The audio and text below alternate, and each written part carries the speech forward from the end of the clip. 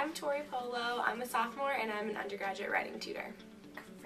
This is my first semester of tutoring, so I've done my first round of tutoring and I'm about to start my second round of tutoring, so I've done 12 sessions. I'm Felix Weiberg. I'm a junior at the university. I'll say this too. I'm from Sweden and I'm majoring in English. Hi, I'm Jonathan Hefferkamp, and I am actually an Asian Middle Eastern Studies and International Comparative Studies double major with a certificate in Markets and Management, and I've been tutoring for about 2 months now. Okay, I'm Natalie Smith. I'm a senior. I've been tutoring since sophomore year, so like 3 years at this point.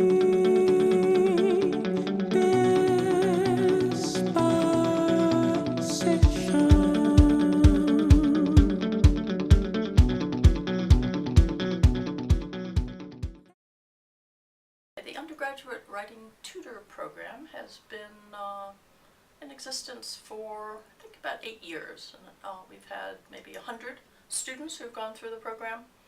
I started it because I kept getting emails from students wanting to know if they could somehow be involved with the writing studio and if they could tutor.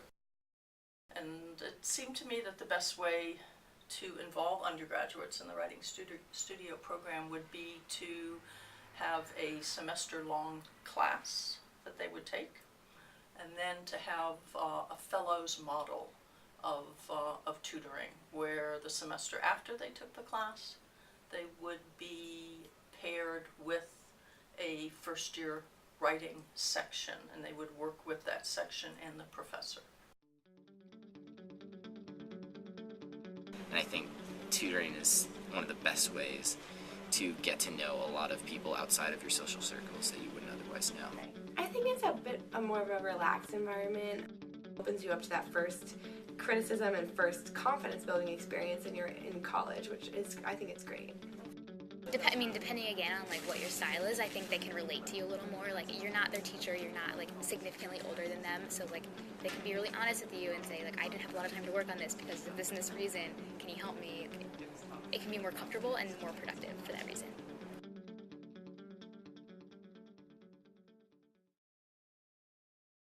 I do. I just took Writing 20 last year, so it's been a full year since I've taken it, but those experiences are still fresh in my mind. I still know how I felt when I was writing my first paper for Writing 20. It's a daunting task. It's your first college writing assignment. I think one thing that's key is to not think you're overqualified or even think that you're that qualified as being a peer tutor, because honestly we take one class and we get some training, but ultimately we're just there to be a second pair of eyes for that person. I don't think so. I don't think anyone really would, just because they're all freshmen. Because you can't be a freshman undergraduate writing tutor. You're always going to be older than those people, and you're always going to have more experience. You're always going to be like, subconsciously, like, I'm a senior, you're a freshman. You know what I mean? And it's not necessarily a bad thing, but like, you're just older. With someone that is definitely just taking what I say and just going with it and not really thinking for themselves in a lot of ways, I'll almost be more directive because we have to keep moving forward, and I'm trying to make them see things and they're just not thinking for themselves. If they like give me complete authority and they just like only want to talk about their paper and only want to like hear what I have to say about it and don't want to like contribute their own kind of thoughts to it, I immediately back off and start asking a zillion questions. They don't have a strong opinion either way. That's when I'm going to try and really pull it out of them. When you need to be a little bit more kind of as you would be with a pet or a baby, a little kinder and what do you think? What's your idea about this? To get them to speak more and show them that their idea is valuable, and say things like, just like you were saying, or like, yeah, if we go off of that, then we can do this thing. What do you think about that? And try to implicate them more in the decision-making process.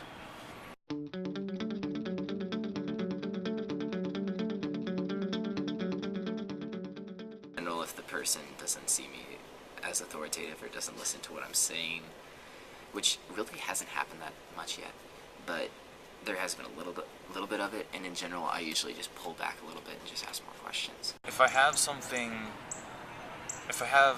material to be directive with,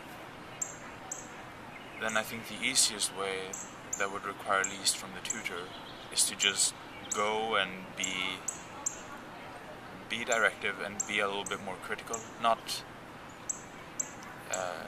package it or shade it as nicely as earlier.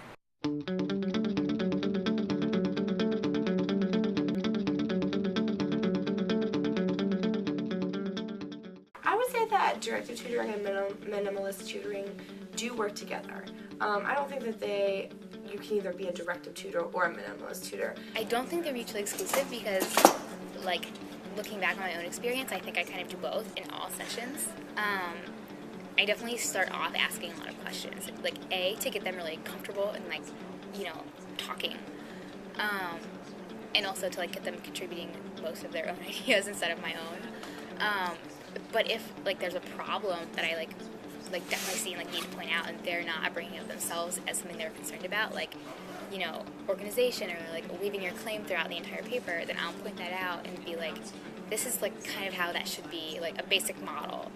Ultimately, it depends on it's really specific. It's even more specific than if the student's a foreign student or not, because it comes down to if they're reacting or how engaged they are. Because sometimes if you're asking questions, the student's super engaged, they can just see the problems right away and know how to fix them.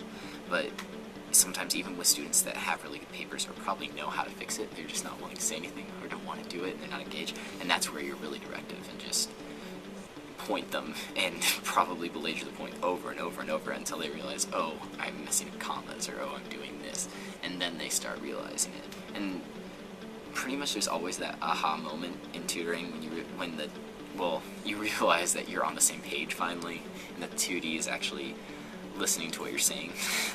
And once you get that moment, then you can pretty much only ask questions after that, because they will be more engaged. They'll see that you can help them. I think you can, and almost in every tutorial must combine the two, because you use them to different ends.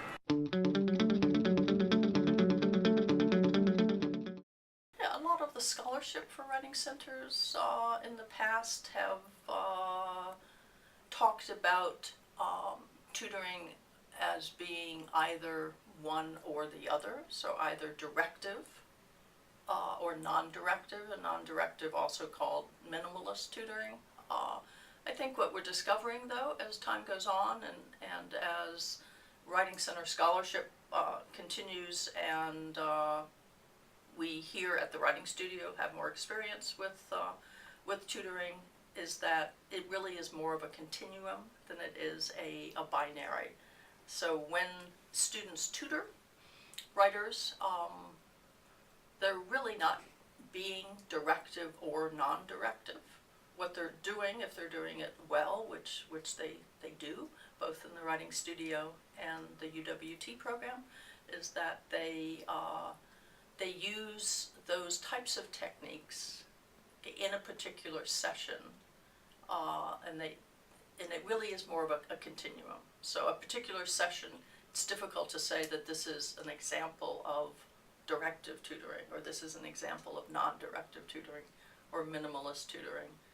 It's more effective to look at sessions and say, well, that was a moment where the tutor was being fairly directive, and here's a moment when the tutor is being more non-directive.